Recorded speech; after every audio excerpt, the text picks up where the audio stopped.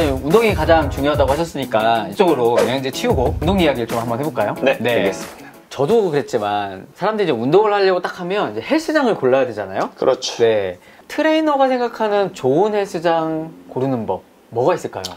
가장 첫 번째는 거리인 것 같아요. 거리. 눈이 오거나 비가 오거나 날씨가 좋거나 안 좋거나 그걸 다 떠나서 내가 일단 집이랑 가까워야 편하게 갈 수 있거든요. 맞아요. 일단 가는 게 제일 힘들기 때문에 헬스장은 집이랑 제일 가까운 곳이 사실 가장 좋은 것 같습니다. 제가 항상 고민하는 게 저도 일주일에 3번씩 가잖아요. 갈 때마다 갈까 말까 맨날 고민해. 사실 저도 제가 직업이 운동선수지만 집에서 헬스장 갈 때 1시간 걸립니다. 마음의 준비하는데. 갈까 말까? 할까 말까? 그렇기 때문에 보통 집에서 가장 가까운 거리에 있는 헬스장을 많이 추천해 드리고요. 사실 요새는 이제 새로운 헬스장들이 많이 생겨요. 서비스라든지 시설이라든지 좋은 곳들이 많이 생기기는 하는데 그 중에서는 이제 관장님이라든지 이제 직원분들의 어떤 태도 같은 것들도 좋은 헬스장을 고르시는데 가장 중요한 요소가 되지 않을까 싶습니다.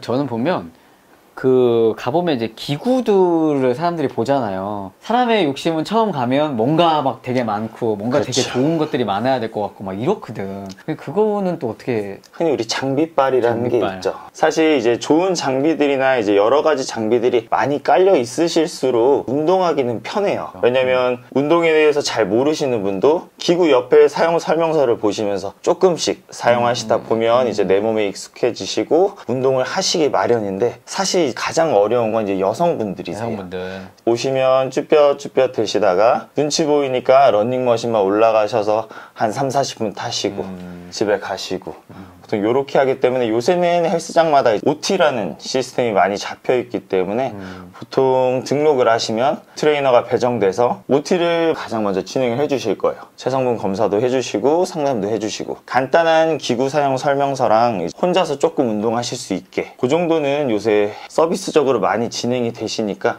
그런 거를 좀 잘 이용하시면 좀 좋을 것 같습니다. 저는 근데 개인적으로 처음 운동할 때는 헬스 트레이닝을 조금 받는 것도 나쁘지 않아요. 물론 이제 금전적인 부담이 있으신 분들도 있을 건데 아니면 뭐 그룹 PT라든지 이런 걸로 해서 하면 이제 기구를 사용할 수 있는 약간 숙련도도 좀 늘어날 것이고 또 그 처음이 되게 힘들잖아요. 그쵸, 처음이죠. 그 처음에 막 알배기 시작하고 가지 말까 막 이러는데 그럴 때는 그런 것도 방법일 것 같아요. 처음에 하시면 첫날에는 정말 의욕이 넘치세요. 이번에는 성공할 거야. 장갑도 끼시고 벨트도 차시고 이제 이어폰도 좀 좋은 거 쓰시면서 이제 운동을 시작하시는데 뭔가 있어 보이잖아요. 그렇죠. 이어폰 딱 끼고 약간 나만의 세계에 들어와서 맞아. 운동을 시작하시는 거죠.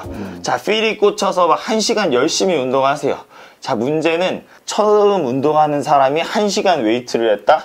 일주일 몸살 나십니다. 바로 다음날 운동을 못 하세요. 왜? 근육통이 너무 심하게 배서. 과욕이 부르는 참사라고 보시면 될 것 같습니다. 그래서 보통 이런 완급 조절을 해주는 게 이제 옆에 있는 트레이너의 몫이기 때문에 제가 트레이너를 해서가 아니고 여유가 되신다면 주변에 이제 트레이너들의 도움을 조금 받으셔서 완급 조절과 내가 원하는 목표까지 갈 수 있도록 좀 지름길을 얻으시는 게 좋지 않을까 싶습니다. 네. 혹시 뭐 대전 지역 사시는 분들은 여기 개인적인 그 인스타 제가 하나 올려드릴게요. 네. 인스타 DM 주시면 네. 오픈. 나 광고해드렸네. 네. 야, 유료 광고 표시해야 되는 거 아니야? 요즘 큰일 나는데. 아니야? 구독, 좋아요. 개인 PT 받으시는 분들 요즘에 굉장히 많아졌잖아요. 그쵸. 퍼스널 트레이닝이. 그러면 이제 좋은 헬스장을 골랐는데 그럼 좋은 트레이너는 어떤 트레이너가 좀 될 수 있을까요? 사실 요즘은 저 같은 보디빌딩 선수를 하시는 트레이너분들도 많이 생기시고 입상 경력, 내가 무슨 자격증을 땄다, 무슨 수료. 사실 솔직히 말씀드리면 이런 수료증, 무슨 자격증을 따시는 건 솔직히 큰 의미 없다고 생각돼요.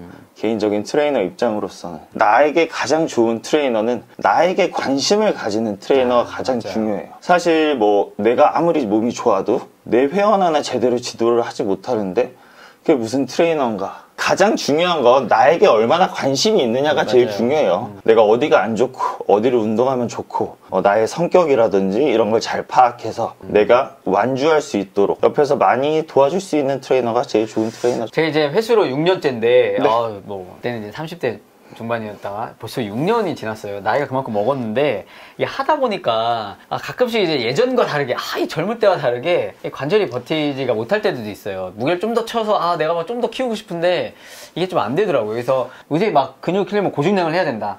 또는 막 횟수를 많이 해야 된다. 이런 얘기 많잖아요. 그래서 그렇죠. 고중량이냐 횟수냐 어떤 차이가 있을까요? 상담하러 오셔서 많이들 고민하시고 걱정하시는 게 남성분들은 근육의 비대를 많이 원하세요. 중량에 비례해서 근육이 비대한다. 이거는 사실 불가항력의 원칙이긴 하거든요. 근데 그것도 운동 선수들의 어느 정도 입장에서 하는 얘기고 일반인 분들이 이제 근육이 비대해지기 위해서는 거기에 뒷받침되는 영양도 사실 많이 중요하세요. 그리고 근육의 반복 횟수.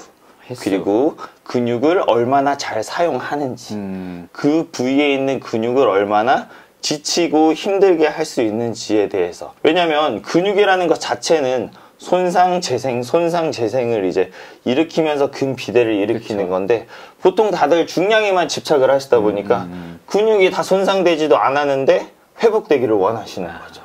네, 근데 해보니까 횟수 늘리는 게 더 힘들어. 그러면요.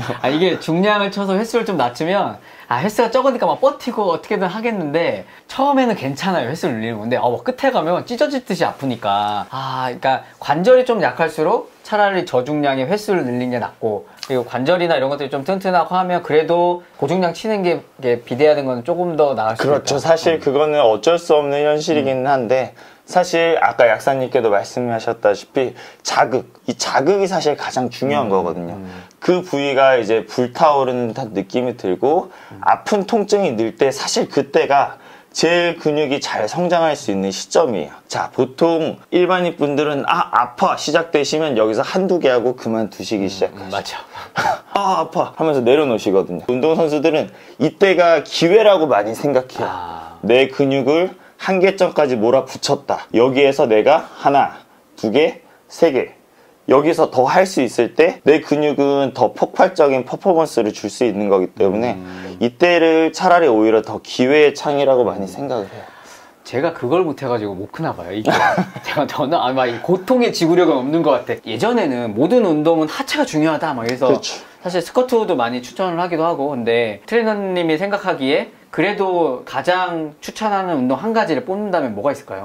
보통 홈 트레이닝을 하신다면 저는 이제 스쿼트, 푸시업 이 두 가지 운동을 많이 추천을 해드리고요. 네네. 내가 헬스장에서 단 한 가지 운동을 해야 된다라고 하면 저는 데드리프트라는 걸 추천을 해드려요. 데드리프트의 종류는 보통 한 3가지에서 4가지 정도 되는데 그 중에서 이제 땅 바닥에서 중량을 끌어올리는 컨벤셔널 데드리프트라고 있습니다. 실제적으로 스쿼트만 하셨을 때는 우리 몸은 하체만 쓴다면 컨벤셔널 데드리프트 같은 경우는 거의 머리 끝부터 발끝까지 거의 우리 신체의 70%에서 90% 정도의 근육을 많이 사용하는 운동이기 때문에 특히 이제 요새 현대인들이 많이 걸리는 증후군 중에 하나죠. 엉덩이 기형상실증. 보통 요거에도 사실 가장 좋아요.